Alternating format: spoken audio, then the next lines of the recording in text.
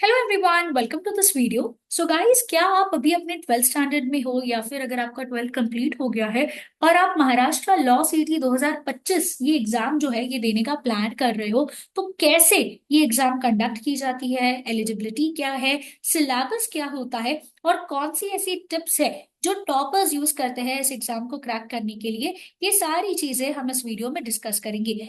अब बहुत इंपॉर्टेंट होता है सबसे पहले एक चीज को समझ लेना कि ये एंट्रेंस एग्जाम जो है गाइस, ये कंपलसरी है। बिना इस एंट्रेंस एग्जाम को दिए आप कोई भी लॉ स्कूल में एडमिशन नहीं ले सकते हो।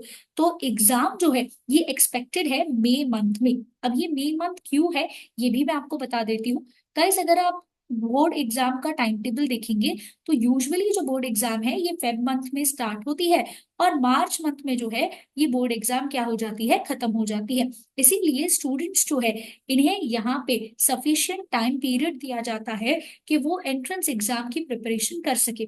बट देखिए, ये एंट्रेंस एग्जाम जो है ये बहुत ज्यादा कॉम्पिटिटिव होती है।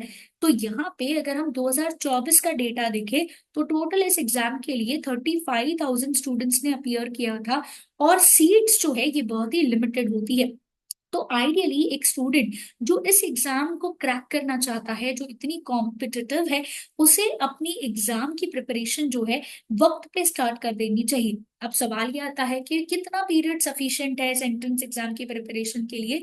तो गाइस देखो, पढ़ाई के लिए ऐसे एज सच कोई स्पेसिफिक टाइमलाइन नहीं होती है कि 30 डेज बस है, 45 डेज बस है, 1 मंथ बस है। बट इम्पॉर्टेंट ये होता है कि जैसे ही आपने डिसाइड कर लिया कि मुझे ये परस्यू करना है, उसी वक्त आपको क्या करना है, प्रिपरेशन जो है ये स्टार्ट कर देना है। तो इस एग्जाम को देने के लिए कौन एलिजिबल होता है? इस एग्जाम को वो स्टूडेंट दे सकता है जिसका 12th स्टैंडर्ड जो है कब होने वाला है, 2025 में कंप्लीट होने वाला है।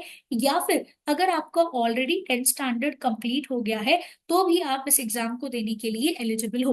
तो यहाँ पे आपको ये चीज का ख्याल रखना है कि अगर आपका 12th कंप्लीट है तो आपको टेंशन नहीं लेना है, और अगर कंप्लीट होने वाला है तो प्रिपरेशन आपको साइड बाय साइड करनी होगी बोर्ड एग्जाम के साथ। तो आपको वैसे टाइम टेबल क्रिएट करना होगा जहां पे आप सॉर्ट कर लोगे कि आपको कौन सी चीजें कब पढ़नी है। अब इस एग्जाम जो है ये क्या है, ये एग्जाम क्यों देनी होती है? ये एग्जाम से जो है गाइस आपको ऑप्शन मिलता है 5 इयर्स एलएलबी प्रोग्राम पढ़ने का। अब ये 5 ईयर एलएलबी प्रोग्राम है क्या, इसको समझते हैं। अब देखो गाइस, लॉ जो डिग्री है, ठीक है, इसमें दो टर्म्स होते हैं। यूजुअली बच्चों का सपना होता है कि हमें लॉयर बनना है, वकील बनना है। अब इसमें दो टर्म्स होते हैं। एक टर्म जिसे हम लोग बोलते हैं लॉयर, ठीक है, और दूसरा टर्म जिसे हम लोग बोलते हैं एडवोकेट। अब लॉयर का मतलब एक ऐसा पर्सन जिसके पास लॉ की डिग्री है, और लॉ की डिग्री माने कौन सी डिग्री है उसकी, एलएलबी की डिग्री है, ठीक है। और एक एडवोकेट का मतलब एक ऐसा पर्सन होता है जो रजिस्टर्ड है बार काउंसिल ऑफ इंडिया के पास और वो लॉ प्रैक्टिस कर रहा है। तो एडवोकेट बनने के लिए आपको सबसे पहले क्या बनना पड़ता है गाइस, लॉयर बनना पड़ता है। मतलब आपके पास लॉ की डिग्री होनी चाहिए। और ये लॉ की डिग्री हासिल करने के लिए दो ऑप्शंस हमारे देश में अवेलेबल है।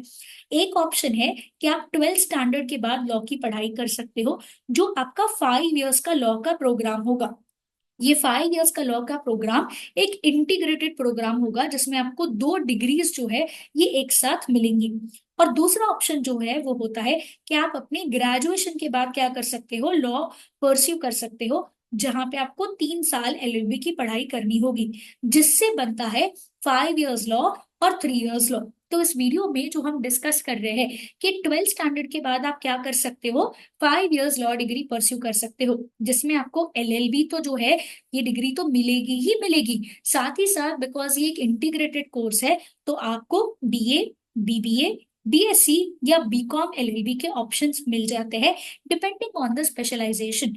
तो जब आप जो कॉलेज सिलेक्ट करोगे वहां पे आप वो ऑप्शन सिलेक्ट कर सकते हो।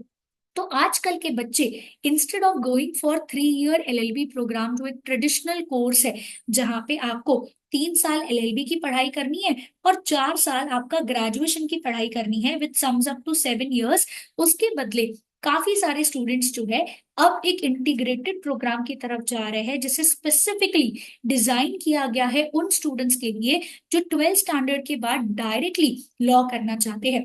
अब इसीलिए महाराष्ट्र में अगर आपको लॉ परस्यू करना है तो आपको Maharashtra law CET entrance exam देनी पड़ती है, जो एग्जाम एक ही बार कंडक्ट करी जाती है साल में, जिसमें आपका जो सिलेबस है कुछ ऐसा होता है। 5 सेक्शंस पूछे जाते हैं आपको।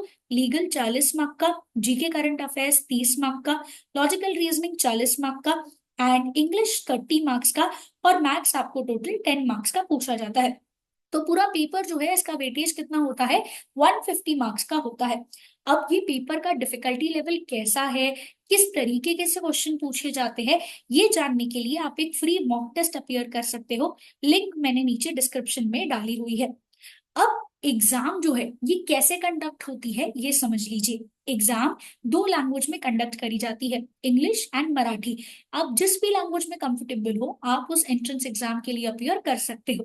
अब स्टूडेंट्स को रिलैक्सेशन पॉइंट ये मिल जाता है कि पूरा पेपर एमसीक्यू बेस्ड है, माने कि सारे क्वेश्चंस जो है आपको सिलेक्ट करना है उसमें से सही आंसर। एक क्वेश्चन दिया जाएगा, उसमें आपको 4 ऑप्शंस होंगे, उसमें से कोई एक ऑप्शन आपको सिलेक्ट करना है, क्योंकि पूरा पेपर कंप्यूटर बेस्ड पेपर होता है। अब कंप्यूटर है तो क्या घर पे बैठ के हम ये एग्जाम दे सकते हैं? The answer is no. आपको एग्जाम के लिए रजिस्टर करना होगा और फिर सेंटर आएगा, वहां पे जाके आपको क्या करना होगा, एग्जाम अपीयर करना होगा। 150 क्वेश्चन पूछे जाते हैं, हर एक क्वेश्चन आपका 1 मार्क कैरी करता है। ये ध्यान में रखना है कि ये 150 क्वेश्चन सिर्फ 120 मिनट में सॉल्व करने हैं, माने कि हमारे पास एक क्वेश्चन को सॉल्व करने के लिए 1 मिनट से भी कम का समय है। जिसका मतलब ये हुआ कि अगर इस एग्जाम को क्रैक करना है तो हमें स्पीड मेंटेन करके रखनी होगी और नेगेटिव मार्किंग नहीं है। तो एक टिप देती हूँ जो टॉपर्स यूज करते हैं कि पूरा पेपर अटेम्प्ट करके आना है। कोई भी पेपर, कोई भी क्वेश्चन जो है उसमें आप ब्लैंक नहीं छोड़ेंगे। अनअटेम्प्टेड आपका एक भी क्वेश्चन नहीं होना चाहिए, क्योंकि नेगेटिव मार्किंग नहीं होती है उसमें। And as I told you, इतना कॉम्पिटिटिव एंट्रेंस एग्जाम है, तो अगर आप टारगेट कर रहे हो जीएलसी मुंबई या आईएलएस, जो देश के टॉप लॉ कॉलेजेस है, तो आइडियली आपका स्कोर जो है 150 में से 125 प्लस होना चाहिए। और इसीलिए बीएड केयर जो है आपको इस चीज की प्रिपरेशन करवा रहा है, जहां पे आप अपनी प्रिपरेशन का आरंभ कर सकते हो with the online live smart batch 2025, जहां पे आपका पूरा सिलेबस जो है लाइव लेक्चर्स के थ्रू कवर किया जाएगा। साथ ही साथ आपके सारे डाउट्स जो है एक्सपर्ट टीचर्स उस लाइव क्लास में सॉल्व करेंगे, एंड उस लाइव क्लास की आपको रिकॉर्डिंग भी मिल जाएगी अगर आपने कोई लेक्चर मिस किया है। एंड साथ ही साथ अगर आपको रिवाइज करना है तो ये आपके लिए क्या बन जाता है, बेस्ट बन जाता है। सही स्टडी मटेरियल से आपका पढ़ाई हो सके, जो महाराष्ट्र लॉ स्पेसिफिक है, उसके लिए आपको सब्जेक्ट वाइज 5 बुक्स मिलेंगे। अपार्ट फ्रॉम दैट, इंग्लिश को और ज्यादा बेटर करने के लिए 300 plus vocabulary videos and 350 plus topic wise test मिलेंगे, जिससे आपकी पढ़ाई जो है होने के साथ साथ आप एमसीक्यू प्रैक्टिस भी कर सको। फुल लेंथ मॉक टेस्ट वो भी 10 आपको मिलेंगे, ताकि आपको पता चले कि कैसे एग्जाम में डिफिकल्टी लेवल होता है, किस तरीके से क्वेश्चंस पूछे जाते हैं, और आप अपनी प्रिपरेशन वैसे कर सके। बेस्ट पार्ट ये होगी कि ये बैच जो है स्टार्ट हो रहा है 11 नवंबर को, और आपका पोर्शन कंप्लीट हो जाएगा आपके बोर्ड एग्जाम के पहले, दैट इज 2.5 to 3 मंथ्स पहले, ताकि आप बोर्ड एग्जाम अगर लिखने वाले हो तो आप क्या कर सको, अच्छे से प्रिपेयर कर सको। तो फटाफट से गाइस अपनी प्रिपरेशन स्टार्ट करिए। और अगर आप मुंबई में रहते हो तो हमारे ऑफलाइन बैचेस भी जो है गाइस ये स्टार्ट है, जहाँ पे हमारे offline coaching centres Ghatkopar, Dombivli and Dadar branch में सिचुएटेड है।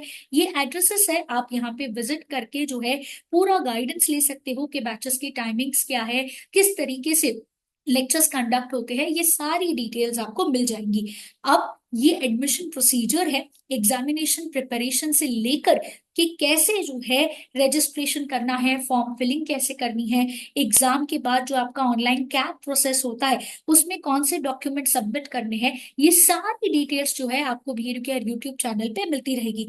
तो साथ ही साथ अगर आप बी एड केयर के स्टूडेंट हो तो आपको डिटेल्ड सपोर्ट हमारा मिलता रहेगा। तो फटाफट से इस एंट्रेंस एग्जाम की प्रिपरेशन जो है गाइस स्टार्ट कर दो, बिकॉज ये कॉम्पिटिटिव एरा है और यहाँ पे अगर आपको इन कॉम्पिटिटिव एरा में सरवाइव करके देश के टॉप लॉ स्कूल में पढ़ना है तो तैयारी जो है जल्द से जल्द स्टार्ट करनी होगी। तो अगर आपने चैनल सब्सक्राइब नहीं किया है तो कर लीजिए।